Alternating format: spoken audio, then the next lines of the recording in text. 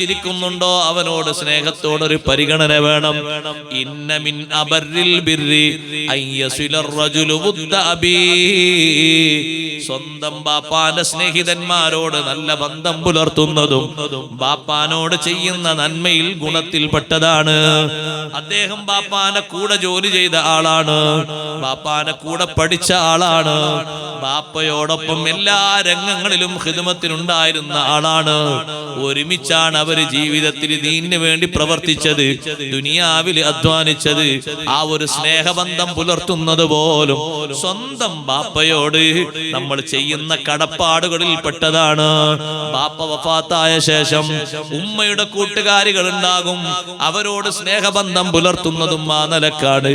നിങ്ങൾ കണ്ടില്ലേ, ഹബീബ് മുഹമ്മദുർ റസൂലുള്ളാഹി സ്വല്ലല്ലാഹു അലൈഹി വസല്ലം ഖദീജ ബീവിയുടെ വഫാത്തിന് ശേഷം ഏറ്റവും നന്നായി പരിഗണിച്ചിരുന്ന മഹദിയാണ് ഹാല ബീവി, ഖദീജ ബീവിയുടെ സഹോദരി. ആ സഹോദരി വരുമ്പോ നബി സല്ലല്ലാഹു അലൈഹി വസല്ലം പറയാറുണ്ട്, എന്റെ ഖദീജയുടെ അതേ നടത്തമാണ്. ഹാല ബീവി വരുമ്പോഴേക്ക് എന്റെ ഖദീജയെ എനിക്ക് ഓർമ്മ വന്നു. ആ നടത്തം, ആ സംസാരം എന്റെ ഖദീജ റളിയല്ലാഹു അൻഹയെ പോലെയുണ്ട്. ആ ഹാല ബീവിയോടാണ് പിന്നെ തങ്ങൾ സ്നേഹബന്ധങ്ങളൊക്കെ സ്ഥാപിച്ചിരുന്നത്. ഖദീജ ബീവിയുടെ സഹോദരി എന്ന അർത്ഥത്തിൽ. സത്യത്തിൽ സഹോദരങ്ങളെ, അടുത്ത ബന്ധമല്ലെങ്കിലും ഒരു ചെറിയ ബന്ധം അവിടെയുണ്ട്. സ്വന്തം ഭാര്യയുടെ സഹോദരി എന്ന അർത്ഥത്തിലുള്ള ഒരു ബന്ധമാണ്. അടുത്ത ബന്ധമൊന്നുമല്ല, അനന്തരാവകാശം കിട്ടുന്ന ബന്ധമല്ല.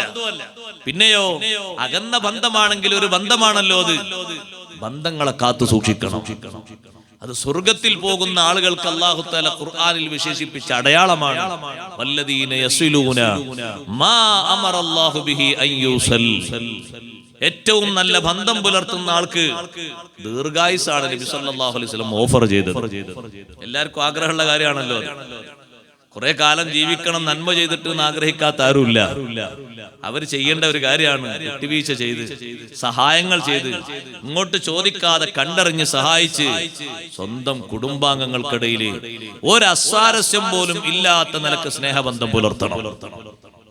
അവിടെ നമ്മൾ ചിലപ്പോൾ താഴ്ന്നു കൊടുക്കേണ്ടി വരും. താഴ്ന്നു കൊടുക്കലാണ് അവിടുത്തെ ബുദ്ധി. കാരണം നമ്മളോട് എതിർക്കുന്ന ആൾക്കൊരു പക്ഷേ എന്താണ് കാര്യം, എതിർക്കേണ്ട കാര്യമാണോ അല്ലേ ഒന്നും തിരിഞ്ഞിട്ടുണ്ടാകൂല, കുറച്ച് കഴിഞ്ഞിട്ടേ തിരിയുള്ളൂ. അപ്പൊ നമ്മൾ അവിടെ അതിനനുസരിച്ച് വാശി പിടിച്ചു നിന്നാൽ പിന്നെ അവിടെ ഊക്കുകൂടും, ബന്ധം മുറിഞ്ഞു പോകാൻ പാടില്ല, ഒരിക്കലും മുറിഞ്ഞു പോകാൻ പാടില്ല. ചേർക്കപ്പെട്ട രീതിയിൽ ഒന്നും മുന്നോട്ട് കൊണ്ടുപോകണം. ബാപ്പ ഒരു ഭാഗത്ത്, ഉമ്മ ഒരു ഭാഗത്ത്, മക്കൾ മൂന്നാമത്തെ ഒരു ഭാഗത്ത്, അങ്ങനെ കഴിയുന്ന കുടുംബത്തിന്റെ ഒരു അവസ്ഥ ആണെന്ന് ആലോചിച്ചു. ബാപ്പാന്റെ കൂടെയും മക്കൾക്ക് നിൽക്കാൻ കഴിയുന്നില്ല, ഉമ്മാന്റെ കൂടെ നിൽക്കാൻ കഴിയുന്നില്ല. കാരണം രണ്ടുപേരും രണ്ട് പക്ഷത്താണ്. ഈ കുട്ടികളുടെ ജീവിതത്തിന്റെ അവസ്ഥ എങ്ങനെ ഉണ്ടാകും? എത്രമാത്രം വലിയ ബുദ്ധിമുട്ടുണ്ടാകും. നല്ല സ്നേഹബന്ധം പുലർത്തി ജീവിക്കണം, വിട്ടുവീഴ്ച ചെയ്യണം. സ്വന്തം കുടുംബക്കാരിൽ നിന്നായിരിക്കും ഒരു പക്ഷേ വലിയ ബുദ്ധിമുട്ട് നേരിടുക. ലോകത്തെ ഏറ്റവും വലിയ വലിയല്ലേ സയ്യിദുനാ അബൂബക്കർ സിദ്ദീഖ് റളിയല്ലാഹു തആല അൻഹു. സിദ്ദീഖ് തങ്ങൾക്ക് ഏറ്റവും വലിയ സങ്കടം വന്നൊരു നേരമാണ്. വലിയ സങ്കടം വന്നു, കരഞ്ഞുപോയി. 40 ദിവസമല്ലേ സിദ്ദീഖ് റളിയല്ലാഹു അൻഹു ആ സങ്കടം സഹിച്ചത്.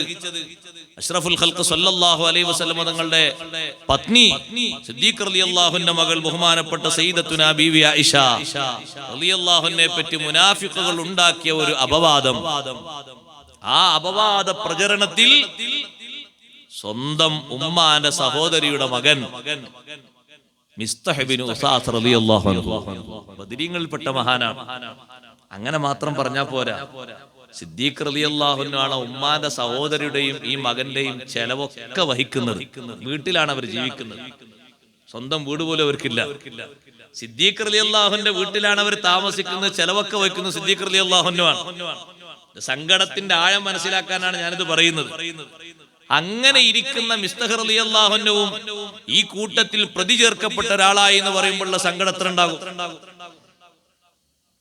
ആ സങ്കടത്തിന്റെ ഊക്കുകൊണ്ടാണ് സിദ്ദീഖ് റളിയല്ലാഹു അൻഹു പറഞ്ഞത്, നിങ്ങളും ഉമ്മയും കൂടി വീട്ടിൽ നിന്ന് പോകണം. നിങ്ങൾ ഇവിടെ നിന്നിട്ട്, ഈ ചെലവിൽ നിന്നിട്ട് ഞാൻ ഇത്രയും സ്നേഹത്തോടെ നിങ്ങളെ പോറ്റി നോക്കിയിട്ടും ആയിഷ ബീവി റളിയല്ലാഹു അൻഹയെ പറ്റി മുനാഫിഖുകൾ പറഞ്ഞതിൽ നിങ്ങളും ഒന്ന് ഓർത്ത് ചിരിച്ചല്ലോ. അവർ സംസാരിച്ചിട്ടില്ല, കേട്ടപ്പോ ഒന്ന് ചിരിച്ചതാ. പക്ഷേ ചിരിച്ചതിനുള്ള ശിക്ഷാ നടപടി